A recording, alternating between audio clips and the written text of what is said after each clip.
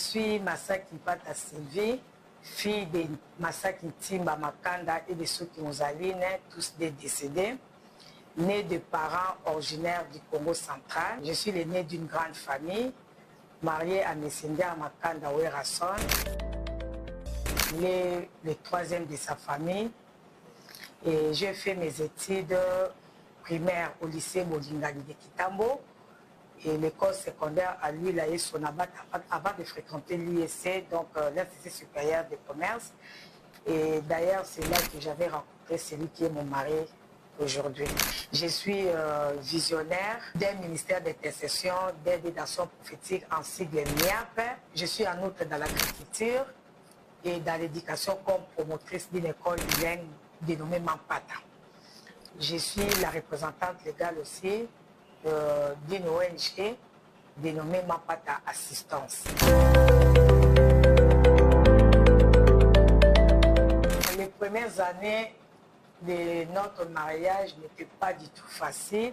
Déjà, mon papa s'opposait à ces mariages-là, ainsi que ma famille.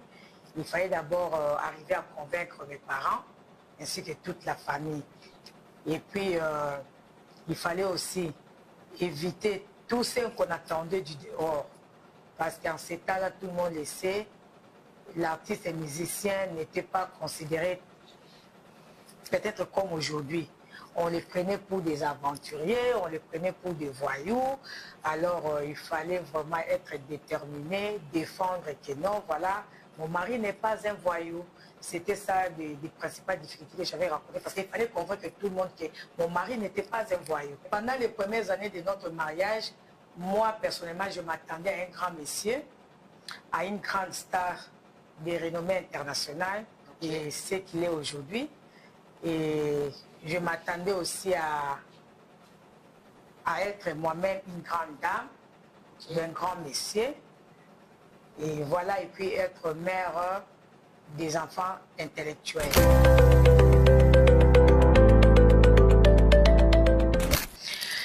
Les principales difficultés que nous avons rencontrées dans notre mariage, d'abord, l'artiste et le musicien était d'abord mal pris dans la société.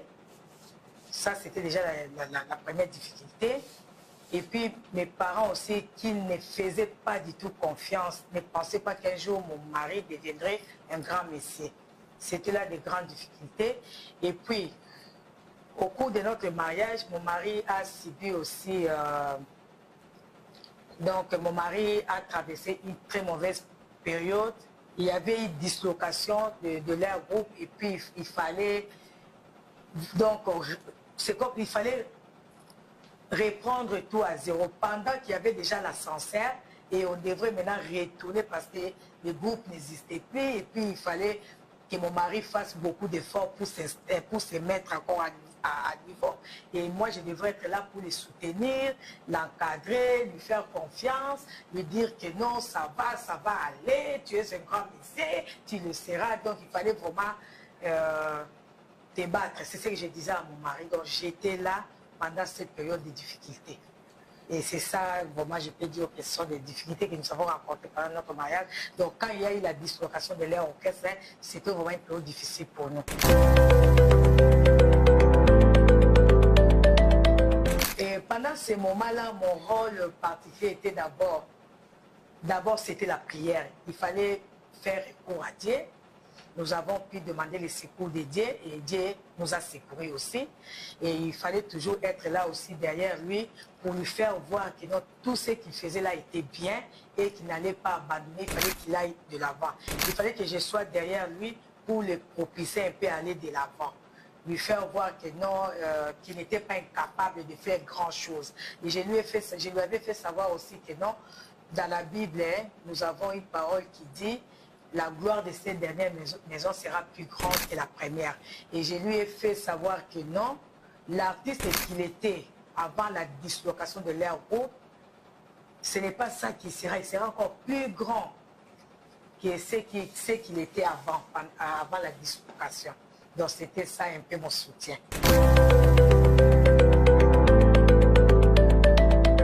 Premièrement, c'est l'amour entre nous deux. qui a contribué à la solidarité de notre couple, et puis la fidélité, et puis la confiance. La confiance que nous avons eue l'un envers l'autre. C'était ça qui a pu contribuer à la solidarité de notre mariage. Les secrets, il y en a beaucoup pour que le mariage puisse durer, disons. D'abord, il faut mettre Jésus-Christ au centre. Au centre de votre foyer. Et puis, il faut avoir d'abord la confiance en soi. C'est-à-dire que non, je suis aimé par mon mari. Mon mari m'aime. Et que lui aussi doit dire non, ma femme m'aime. Et puis, la fidélité, la communion.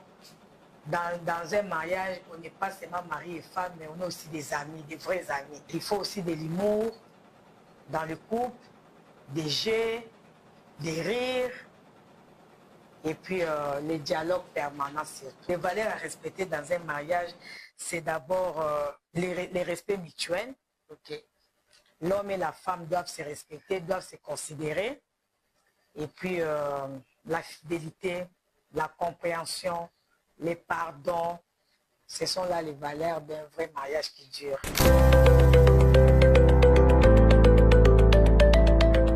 Les conseils que je pourrais donner aux jeunes couples, c'est d'abord être discret, ne pas parler de leurs problèmes à n'importe qui, ne pas courir derrière les amis ou bien des connaissances pour chercher des solutions. Il faut d'abord chercher la solution au sein du foyer. Et puis mettre d'abord Jésus-Christ au centre de leur couple. Et puis qu'il y ait l'écoute aussi entre les deux. La patience, l'amour, la compréhension et surtout les pardons. À ceux qui ont déjà pris la décision de divorcer, je leur dirais que le divorce n'est pas une option, n'est pas une bonne option. Il faut qu'ils réfléchissent encore. Et puis, d'ailleurs, Dieu lui-même n'approuve pas les divorces. Il faut savoir que tout problème a une solution. Il faut savoir que dans chaque problème, il y a toujours eu une solution. Dans chaque situation, il y a toujours eu des remèdes. Donc, ils peuvent encore refaire s'ils veulent. Donc, moi, je leur dirais d'être d'abord patient et puis savoir pardonner. Parce que le divorce n'est pas une bonne option. Et Dieu, d'ailleurs, ne l'approuve pas.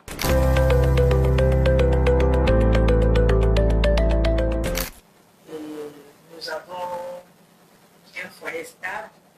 Nous avons des beaux enfants et intellectuels aussi. Et mon mari a un grand renom. C'est ce que j'ai rêvé.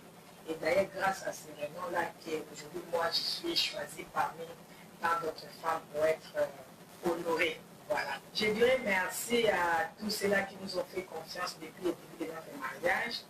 Et je dirais aussi merci à tous ceux-là qui ont soutenu mon mari depuis qu'il avait commencé sa carrière. Et c'est ce qui a fait qu'il soit aujourd'hui un grand artiste de renommée internationale. Donc merci à tous ceux qui ont mis la main dans la pâte pour qu'il réussisse dans sa carrière. Et merci aussi à vous qui m'avez honoré aujourd'hui parmi tant d'autres femmes. Aux jeunes couples, je dirais aussi d'être vraiment patient, d'être fidèle et avoir aussi l'esprit du pardon